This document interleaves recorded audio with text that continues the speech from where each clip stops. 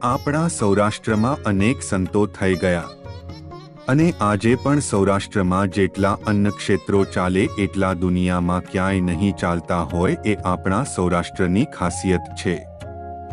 અને એમાં પણ સંતોનું નામ પડે એટલે ભાવનગરના બગદાણામાં બાપા સીતારામનું નામ યાદ આવે। બાપા સીતારામ સિવાય પણ અનેક સંતો આપણા સૌરાષ્ટ્રમાં થઈ ગયા છે, પરંતુ આજે અમે તમને જેની વાત કરવા જઈ રહ્યા છીએ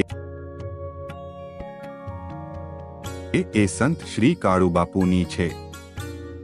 ભાવનગરના ઉમરાળા તાલુકાના હડમતિયા ગામે સંત શ્રી કાળુબાપુનો આશ્રમ આવેલો છે, જ્યાં રોજ અનેક શ્રદ્ધાળુ આવે છે અને આસ્થાનું સ્થાન બન્યું છે।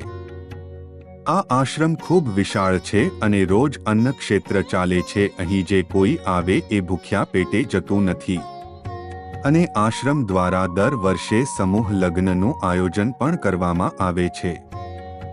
પોવર્ડ બાય ડુબવર્સ। આજના જમાનામાં પણ કાળુબાપુ જેવા સંતો હયાત છે જે મોધીદાટ મોટરકાર અને આઈફોન જેવા ફોન ઉપયોગ નથી કરતા, પણ સાદું જીવન જીવમાં અને લોકોને ઉપયોગી થવામાં માને છે। હાલ કોરોના કાળના હિસાબે આશ્રમના અનેક ધાર્મિક કાર્યક્રમો બંધ છે। કાળુબાપુ અત્યાર સુધીમાં અનેક ગામોમાં સમૂહ લગ્ન કરાવ્યા છે, અનેક દીકરીઓને અને તેમના પરિવારજનોને મદદરૂપ થયા છે।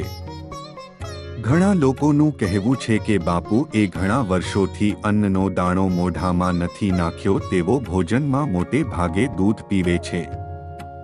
બાપુ મોટા ભાગે ધ્યાનમાં રહે છે અને ભાગ્યે જ દિવસમાં એક વાર પોતાની ઝૂંપડીમાંથી બહાર આવે છે। બાપુ હંમેશા કંતાનના કપડાં પહેરે છે અને કહેવાય છે કે નસીબ હોય તેને જ બાપુના દર્શન થાય। હડમતિયા આશ્રમની મુલાકાત લેશો તો ખ્યાલ આવશે કે જગ્યા કેટલી શાંતિમય અને વિશાળ છે। ખરેખર ધન્ય છે મારા સૌરાષ્ટ્રને કે જ્યાં આવા મહાન સંત છે।